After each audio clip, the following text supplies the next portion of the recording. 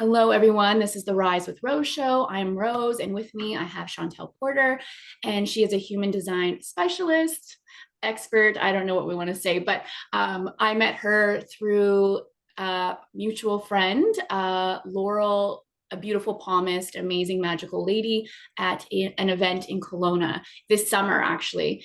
And I ended up getting to sit down with her, and she just started reading my human design chart, and I was like, what is this? I kind of knew about it, but the way she was reading it, I was like, oh, wow, okay, this is something really cool and really applicable if you are wanting to have a deeper dive into the self. So, do you want to maybe just let us know what that looks like and give an overview for the people that aren't familiar with human design? Yeah, for sure. Thank you so much for the opportunity. Um, yeah, so I'm Chantel. I use human design in actually a bit of a unique way than I see a lot of people using human design, which ties to kind of what you said about how I just started reading your chart. I don't claim to understand it. I just know that it happens, and that's what we do. So I found human design after I had already started coaching, and it was through a coach of mine. And at first I was like, meh, okay, sure.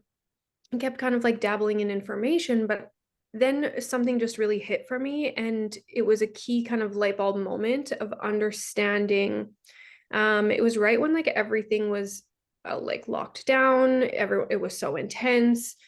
And the themes of just like listening to your own intuition were really big. And that was one of the biggest things that drew me to human design, is this ability to kind of come back home to our own voices, our own authority, when there's massive amounts of authority that are always vying and trying to control how we make decisions, right? And what we decide. So that was what pulled me in initially. And I started to see the impact on my clients that were struggling to connect with their intuition previous to finding human design. So it has been an evolution over the last 4 years of how I use human design. But like I said, it's in a different way that I use it really mainly as this like deconditioning tool that allows me to look at people's charts and see where they're most conditioned or most susceptible to, Mm. and how to support them from really kind of breaking free from the suffering that we experience from trying to be what society expects us to be, especially as women. And that's, I'm hugely passionate about it, but I also use it in regulating the nervous system and, as a whole, shadow work, right? But understanding ourselves, being unapologetic, but understanding the other as well, and why we feel the way we do with certain people or interact with certain people in certain ways, right? It's really very this like kind of, to me, zoomed out approach, which is very much my design. So yeah. Could you tell us about your design? Mhm. Yeah. Yeah. So I'm a 6-2 generator, but I actually have a lot of undefined centers. So if you don't know about human design, it's a mix of astrology, Kabbalah, I Ching, and the tree or and the chakra system. So there's centers which are similar to the chakras and very aligned and tied. And what we have colored in is kind of consistent for us. And what is white is inconsistent. So we take in from the world and amplify. And so I spent a lot of my life not understanding what this, like, I was just uncomfortable all the time, not really understanding what was happening. So with this being that there's a lot of undefined energy for me, I'm taking in others and amplifying them. I'm really feeling them in such an intense way, which can be really uncomfortable or can be also really amazing. And so that gave me a sense of freedom to really understand what was happening to me, and also kind of what my purpose was, and my gifts to feel others, Mm. right? Which then ties to my ability to read human design for people. And I always tell clients, like, no two human design readings are the same, because I don't read one way. I read what comes through and what needs to, and I feel into what's kind of happening, right? So it's a bit of a unique experience. And that's been a huge piece of, like I said, my understanding of my own struggles. But uh being a generator is like, there's this misconception about you have just this unlimited amounts of energy. And in human design, there's a lot of kind of like cookie cutter information. again, where I say like I don't really read the same way as a lot of people because I don't like anything that puts us into a box or restricts us, makes us singular dimension. We are multidimensional beings, and there's so many different things to look at within our designs that play onto each other. So I'm not like most generators, like that are just these busy bees all over the place. So even that, having that understanding of the differences, and that is tied to the centers, but also my profile being a 6-2, the 2 is the hermit. And so I spend a lot of time alone, right? Like a lot of time alone. And I love it. But again, like in the trauma world, there's this idea that that's a trauma response. You can only enjoy and need to be on your own as a trauma response. And so, yes, that can be there, right? But it's not the whole story. So it's like less pathologizing people and more seeing them as their unique selves. I love that because, well, I know my lines are a 6-3. And so I think, is that 3 a martyr Yeah. line? And that gave me a lot of context to like what I just played out in my life the last few years, where I want to like save everyone, but then I save it to them to like my detriment. And so it's giving me like that clarity, but it's going to show up in my life a lot differently than it's going to show up in someone who is, got a 9 to 5 job. Yeah. Right. So it's kind of like how do we take those things and apply them to us, and then do realize like our normal will not be the same normal as that person or this person, or even across like the world. I'm sure you can see, even as like collectives and communities, themes play out within their own dynamics. Yeah. It's pretty amazing. Absolutely. And the beautiful thing is that we're going to talk about this more, but there are things that are shifting, right? And so the 6-2 and the 6-3, they're actually really very important to the future. Projectors as well, but we all have these different parts to play, but sixes are really so special. And I'm not saying that just because I am a 6, but That we are sixes. Yeah. yeah, right. Yeah. But sixes are special. And Ra, the gentleman who got the download of all this information, he has said over and over and over that like sixes are the future, and sixes are the ones who are really here to bring this shift that we're feeling happening. The 6 is like the role model, but if you think like up on the roof above, kind of looking down, we just have a different perspective. And so even as the 2 for me, I kind of have even more, the 2 has a foot in the physical world and the spiritual world. So there's this very different energy that can feel really kind of awkward to be in the normal world, right? Mhm. Again, this is one of those things that I was like, okay, I understand what I have felt since I was a child. Like I remember being 5 or 6 and just knowing that I wasn't like most people. And that's all I could explain. Like I just knew I wasn't like these people around me, and I wasn't going to be like them, right? And here can human design show us these kind of layers, right? Mhm. Yeah, and it's pretty cool. And I think for me, like human design hasn't been something that I've fully been able to study and take in because there's so many layers to it. And I've been really drawn to like the tarot and then the astrology. But all of these things play into each other, and it's like they give you that kind of hidden blueprint to how to maximize your life, how to get to like the highest expression of you, knowing these concepts. And that's why I do think everyone should have a base level of astrology and tarot and human Yeah, design and the gene keys and those things, so that they are able to like give context to their feelings or how they show up in the world, and also validate their feelings when they don't meet those societal norms as well, right? absolutely. And I always say that there's literally no area of our life that human design can't touch or can't be looked through that lens, whether it's relationships, our businesses, careers, our parenting, trauma healing. Like there's just so many opportunities for it to support us, but it's not the be all and end all. And there's a lot of energy within the human design community that wants it to just be this is the only thing, right? This is the be all and end all, and I'm just not about that. Like I don't play by those rules. Mhm. So Yeah. I'm with you. Like I believe that each one of these things has so much to offer us, and I very much love gene keys as well, because of this extra extension that it offers us, this new perspective to look through. And as a 6, that's really juicy to me.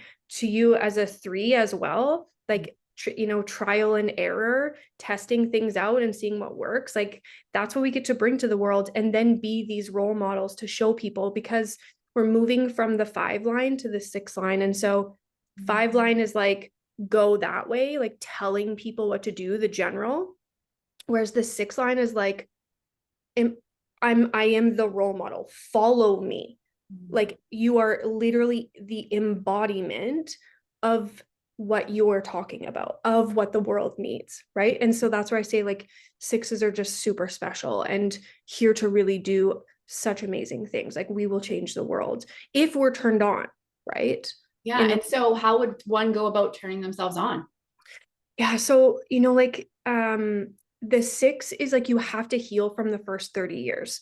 So the first 30 years you are operating like a 3. So you can imagine your first 30 years was 3-3. And that's intense, right? It's very much a bumping into things. It's trial and error, making mistakes. And I say mistakes not in a bad way, but to learn from them. And so as a 6, then once you hit your first Saturn return, right, you move into going up on the roof. It's this reclusive, like, pulling back phase, where you're starting to integrate all the lessons, all the things that you did, all the mistakes that you made, the things you tried, the relationships, whatever the things are, you start to heal. But it can take like 3 to 5 years if you're consciously kind of doing it, if you're aware of it, right? And so we have to be able to release the first 30 years. We have to be able to say, those mistakes were for as like a service to me to be able to fulfill my purpose. Right? Like, 6s, it's like long game, and you don't necessarily want to hear that. And it doesn't mean you can't be successful and do well in other areas, but like, our true purpose is really long game. So like, allowing yourself to heal from that first 30 years, like, forgive yourself, forgive others, forgive all the things that happened, so that you can integrate. And then we get to watch and learn from others while we're watching. Like, it becomes this very much, you're up on the top of the house and you are learning through other people's mistakes. You are learning through watching other people, integrating that. And then the third phase, when you come into your second Saturn return, is when we really come down and be this role model. So it's like, for me, forgiveness is just a huge thing. Like, releasing all the stories of like, whatever you were told about being too much or not good enough, right? And whatever mistakes that were made, whatever thing, like, honestly, I did all the bloody things in the first 30 years of my life. Yeah. Oh yeah. Like, and I know, as that 3-3, like, it's even, I know the intensity of what I went through. And so it's even more so, right? But that's for a purpose. And so you just have to be able to go through a process to get yourself through that and understand it was for a purpose, right? It was for you to bring something amazing to the world, right? Yeah. And, I mean, that like speaks volumes to my life, because the first 30 years, it was more of this unconscious, like, I'm going to try this, I'm going to try this. And a lot in like those harder densities, those harder lessons really showed up. And yeah, it kind of coincided. I instantly was like, oh, this has something to do with Saturn. And then you're like, oh yeah, Saturn return. And I was like, yeah, that's, the planet of karma. That's the planet of like, get yourself ready for what's coming. You can't take all of this stuff with you. So what are you going to do to kind of close those chapters, so that when you do find your purpose and mission, you're going to be ready? And yeah, I learn through others' experiences. When I have sessions with people, I like bank the patterns. I don't necessarily bank their faces and their specific experiences, but I'm like, okay, these things are coming up. How do I take what they need and like make something that can help like the collective? That's constantly what I'm thinking of. Like, how do I fast track these people so they don't have to struggle those first 30 years or however long that they need or would be set up in like in the past? Because we're doing things differently now, right? Like, we have the opportunity to kind of quantify our clients to like get them over the ridge, instead of being like, let's watch you walk through it. Let's actually like, let's like clear the path so you don't have to struggle anymore. Exactly. And the thing is that we're feeling these shifts already, right? Like we're feeling the shifts already. It's already begun. It's not like just all of a sudden it happens, right? It's this slow progression. And within each individual person, we all have our own cycles. You're going to, each human's going to feel kind of three distinct cycles in their life, but sixes especially, it's very distinct. But the three line part is like also even knowing if someone is a three line and even a six, you're always going to have that trial and error energy. So being unapologetic about bonds made and broken, right? Like you're going to do things and then you're going to be like, yeah, I'm not into this anymore. And you're going to try something new. It's like, it just needs to be done in a healthy way, right? So again, there's just so much stigma around how we're supposed to behave and what we're supposed to do, when if that's not in alignment for what you're meant to do in this world, then it's not going to work for you. It's going to create suffering. And three lines are really here about to like master the material plane. So this like trial and error process is really important. If you think about each year, the iPhone comes out with a new version. That's like three line trial and error. Here's the new and improved thing, right? Like you can see it out in the world when you start to pay attention to it. Like, but we can remove some emotion from it. And even I want to say about what you're saying about clients and witnessing them. I even see this when I'm at the grocery store or when we were bowling the other day, and I watch people. And it's like, I've always been a watcher, but now I'm so fully okay with it. And I see people interacting with each other, with their children, and the way that they speak and behave. And I'm like, oh, okay, like I see that from the outside, and I see how like that is not necessarily the most healthiest way to go about it. Or I really loved the way that person said that, and I log it. And it's like I'm learning through them. And so there's no judgment. I'm truly just watching, right? Yeah, and I really feel that like this, and it's so freeing when you can sit in that non-judgment, and that comes from your own healing of not judging yourself, like literally looking at your past and being like, yeah, I required all of those moments. They weren't good, they weren't bad, they were getting me experience points, and now I'm here. Like I leveled myself to a place where now I'm here. And then when I get to sit with clients, it is like this, like judgment free. It's like you could tell me anything from your past, and it's like, okay, like we can look at it, but we're going to release the emotion tied to it. We're going to free you from it. And now you get to build who you are in this moment. And then when you have things like what you do, it's like now we've got the tools, and like go work with that. Go like play with those energies and see how you turn out, see how things shift for you. That's so powerful to give people the freedom to recreate themselves in this moment. Yes, that is six line energy. It's like, I don't want to do it for you. Let me show you how to do it for yourself. Right? Yeah. No, there's no power dynamics. There's no hierarchy, right? It truly is like, do it for yourself.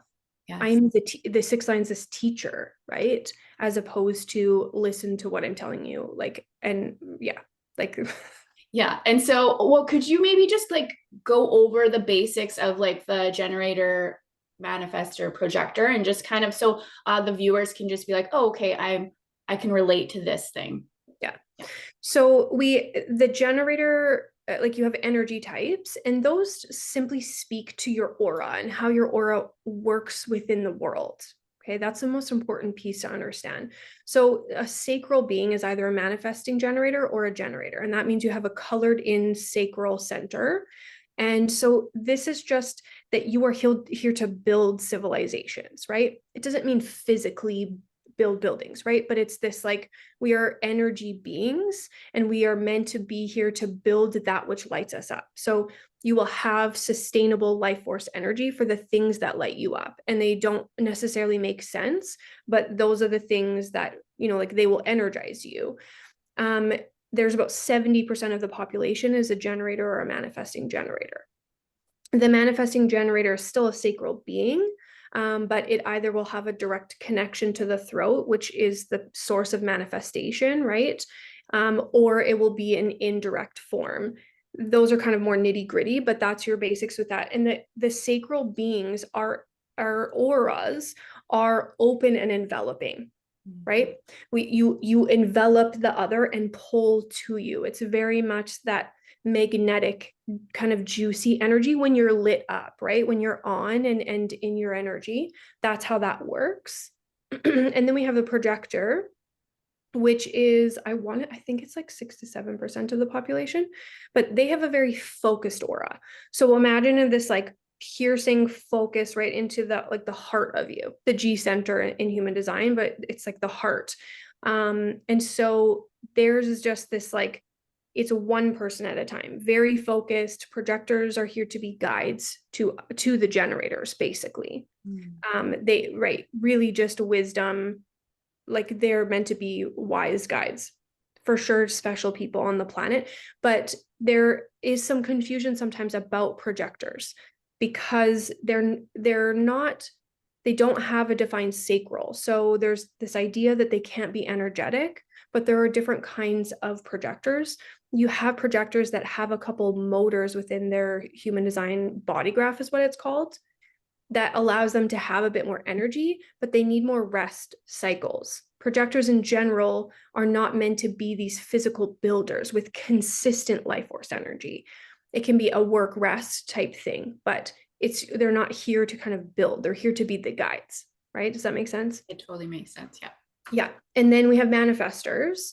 So manifestors are like kind of what everyone seems to think that they want to be because of the word manifestors. But manifestors are really initiators, and they have a bit of a different aura. Them and reflectors, they're most impacted by the cosmos, by the transits, what's happening.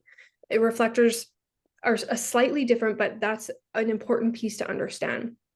Because the manifestor is, they're the initiator of ideas. They like have ideas just flowing through them all the time, and they're here to start things and then pass it off, especially to generators who can build, right? So they have their own piece to play, but their aura is different in the way that it can be kind of like blocking, not reflective, but like they will push things out of their way, right? People will say like that manifestors are kind of closed off. It's just they're very selective about who they kind of engage their auras with. And then the reflector, what makes a reflector, they're like 1% of the population, is that they don't have any centers defined in their body graph. But they're different in the way that, yes, they feel other people's energy, like the word reflector, right? They reflect back the people that are around them.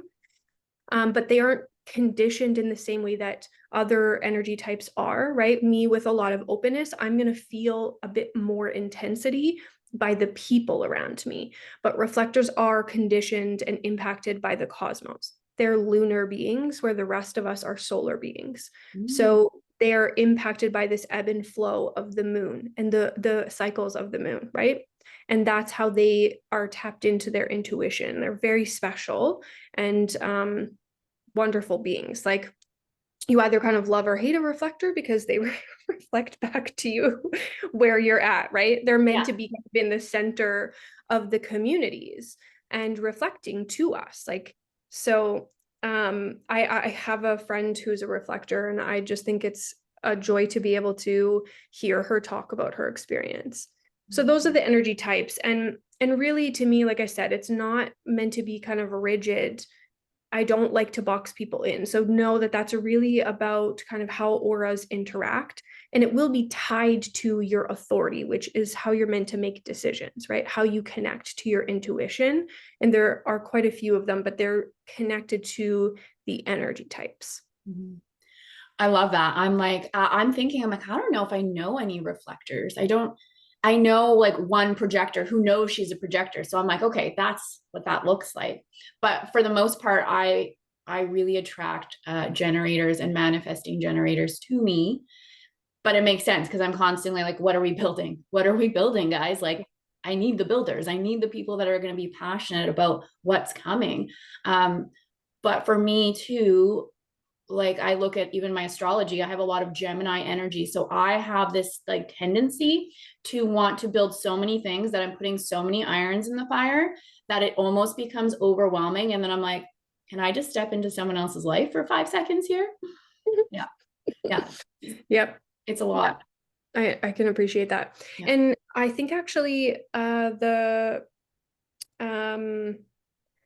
She is Wildfest. Hmm.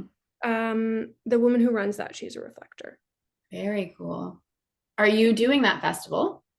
I was meant to do it last year, and then there were a series of multiple unfortunate events that allowed me to not be able to go to either of them. So, yeah, Try again this year.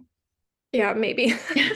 I'm Yeah. so as a 6'2", like I'm very much in this like very reclusive phase, Mhm. where twos are very selective as a whole, and so now I'm just even more selective about what I can and am willing to put my energy into. I'm in school full time to do my counseling therapy, and so it's some intense energy too, right? So it's very much this like, am I really gonna have the energy for that? It's yeah. Well, and I think that's really smart because for me, when someone asks me to do something, especially if I have an interest, I just say yes. And then I'm usually like, oh, that's going to be a lot of work. That's a whole day to prep. That's a whole day. And I'm like, okay, I didn't realize like now these like 3 events are actually taking like 3 whole weeks and it's a lot.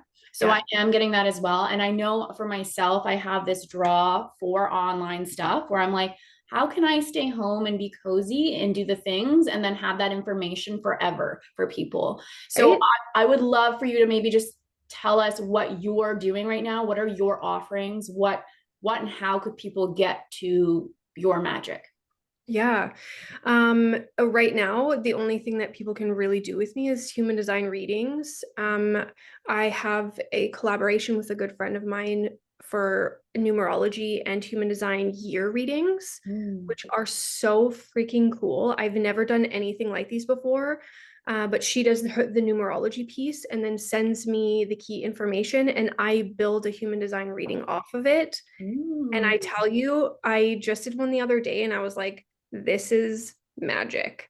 Yes. Um, so those are available. And then regular human design readings. So you have your basic, there I have life purpose, business readings, regular readings, child readings, like all of that. Mhm. Those are the main things that you can kind of do with me right now. Yeah. Well, Yeah. I love that. And because like for those things, and because so many people are like at the beginning, they're like, okay, what do I do? Like, what could I do? And I do believe human design can give you a really powerful context and a stepping stone to be like, okay, like integrate this information and then go look for something else. Like, this is going to give you what you require to give you more context of why you do what you do, right? And how you can Yeah. show up in your life. It's super powerful. And I think one of the pieces that I just so love about human design and what I always share with people in readings is your ideal environment is Mm. like where you're meant to be, who you're meant to be with, so that you can make the right decisions, right? Like, yes, tapping into your intuition, which is not a mental process, right? We intuitively know how to do it, but understanding like your ideal environment. So yours is caves, Mhm. right? So, like, where does your body feel the safest? And then in those types of places, you will meet the people that you're meant to meet. You will get the downloads and the information that you're meant to get, right? There's less kind of standing in your way, right? That's so valuable to me. I don't see a lot of people talking about it, but it's just like it's one of the most important things to me.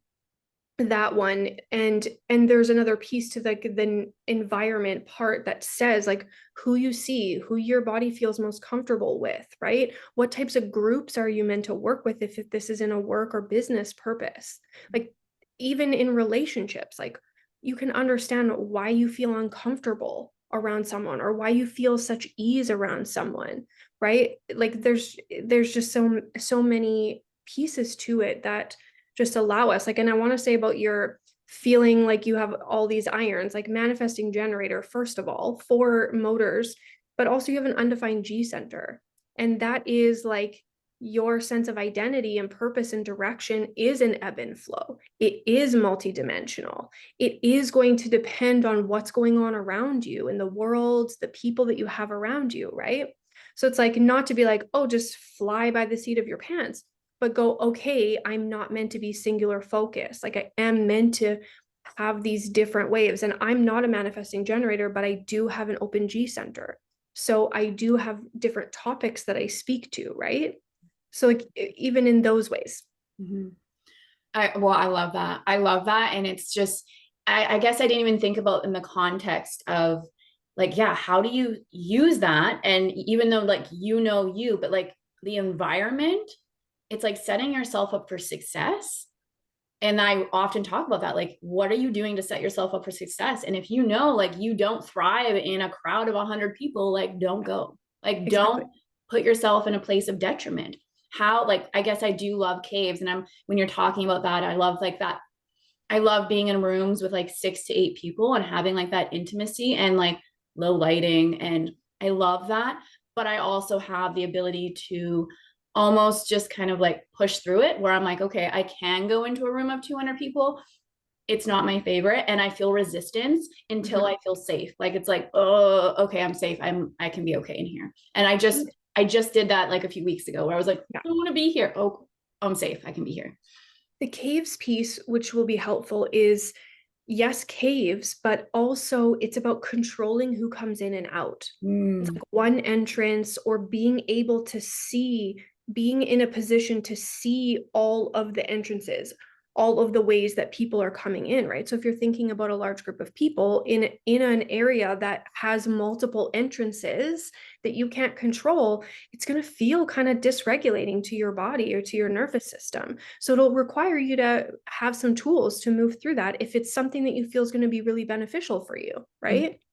I never even thought about that, but yeah, I was like situated in the middle, and there were like these doors in the back, and I was constantly like looking because there was also like another layer, so I was like looking like there's people there. I was scanning, and I think I do that whenever I go, and when I go into restaurants, I sit in like the farthest back corner so that I can see Yeah. what's going on every single time, and I can't have my back. I can't have Mm-mm. my back to what's going on. Yeah. That's so interesting. Yeah. My daughter's is caves. And Mhm.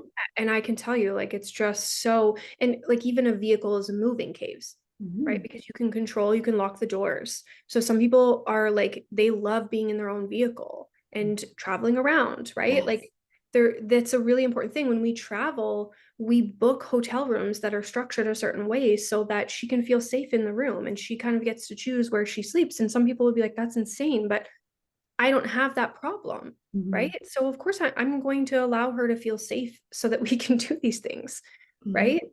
Well, and I love that you're applying this to your children because Oh like gosh. it will enhance the way you parent, but also make things go more smoothly if you know your child's going to have a fit if we put her in the middle of the room and Yeah. she doesn't feel safe.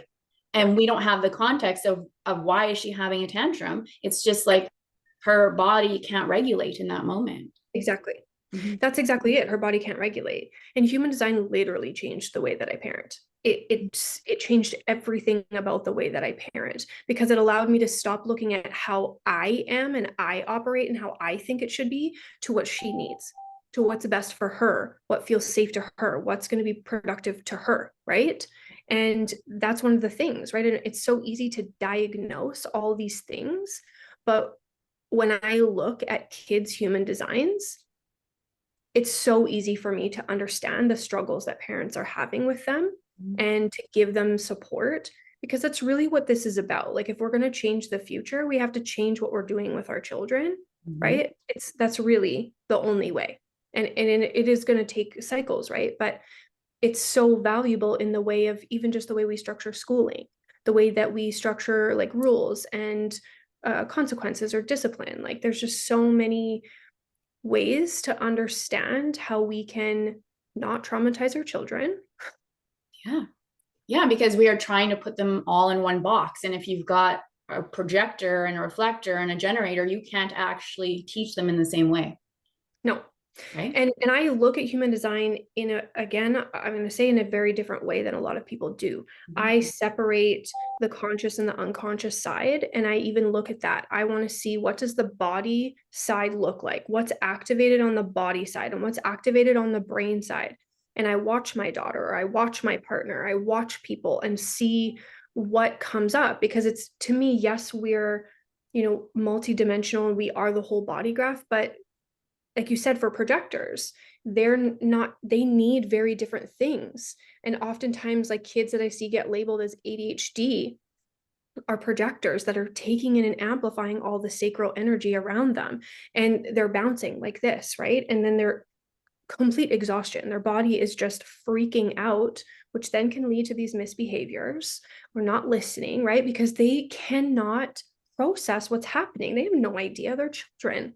And so we can help them. We can implement, right? Like how kids are meant to be in school, what they need during school or after school for sleep, even like eating. Like it just shows us so much. Well, I love it. I love, and I can feel your passion. And I'm also like, oh my gosh, we need to just do a whole show on how to parent from that viewpoint, from that vantage point, to set your kids up for success, right? Like you first kind of learning for yourself and then being like, wow, that actually helps me. Like I now know this about me and I can regulate myself in ways I couldn't before, and then applying it to your kids.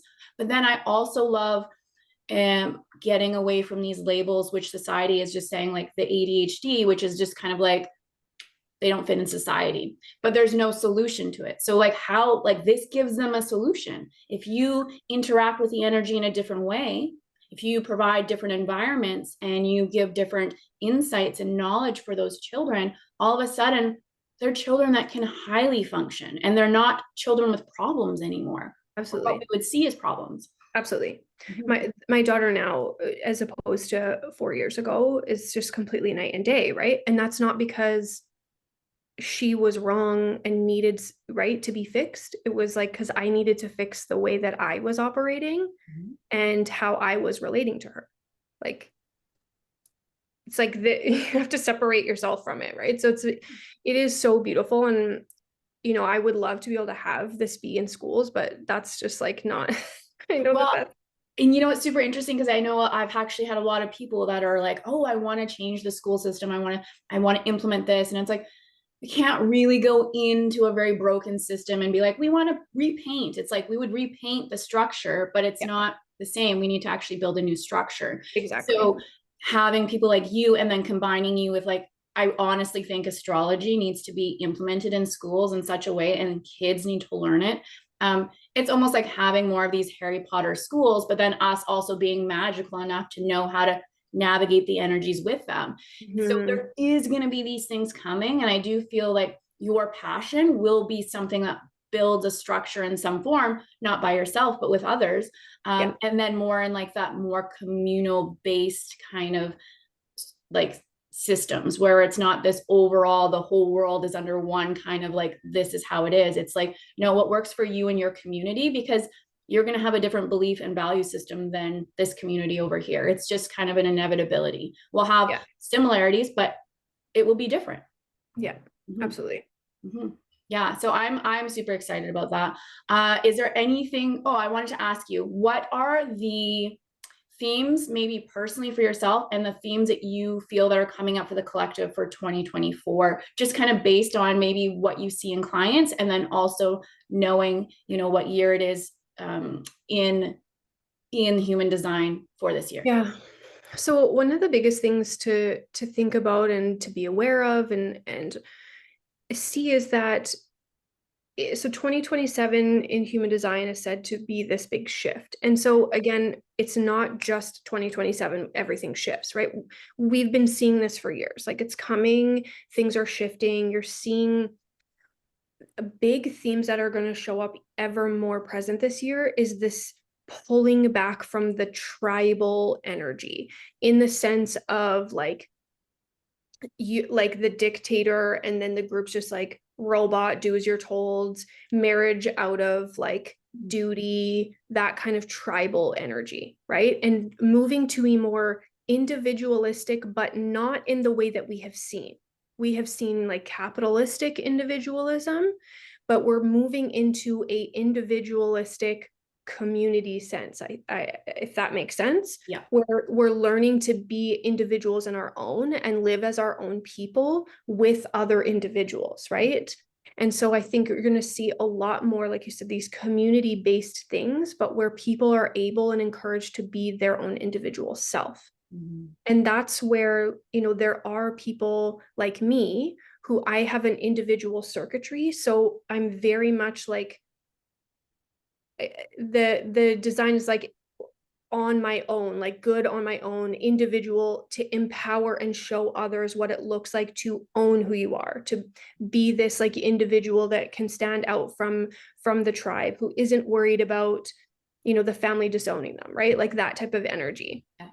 And then yours is a split definition. So you're here to, bring people together in a different way, right? So we're going to just see so much more of that stuff. Yeah. I love that. And that falls in line. I was thinking even like today, I was like, what is the word or the words that I'm going to describe 2024? And I really, as soon as you said that, I was like, oh, it's energetic sovereignty. Mhm. Because if Absolutely. you're energetically sovereign, your whole world's going to change. And all of a sudden, we're being empowered, and then empowered people. Like to become energetically sovereign, you are also doing your healing. So you're healing and you are showing up for yourself, but then you actually can start to connect with others. So Yeah. there is all of a sudden you are separate, but you are now able to literally click into others, which, Yes. you know, I think we've tried in the past. And I know even personally the last couple of years, we're like trying to click in and we're just like, it doesn't quite feel right. It feels Mhm. sticky. It feels crunchy. Let's break apart and gather our strength and gather our inner knowing. And let's Yeah. try again in a year or Yeah. two. And now I feel like there'll be enough people that we start to feel some clicks come in. Not everyone, but enough of us to show and represent as examples of like, this is how we do it. Yeah. Mhm. And I want to say, like, I don't want people to be afraid Mhm. of what's coming. There's intensity, but I don't think that we need to be afraid. I don't think that we need to be doom and gloom about it. It's going to look really different, and there's going to be growing pains, and it's going to be uncomfortable, but there's no need to fear it. Yeah. Yeah. I'm in, well, for me, and I think for us, like being able to sit above, it's like we also kind of get like that awareness of what is coming because it comes, I think it comes through us and then we You can kind of see ahead.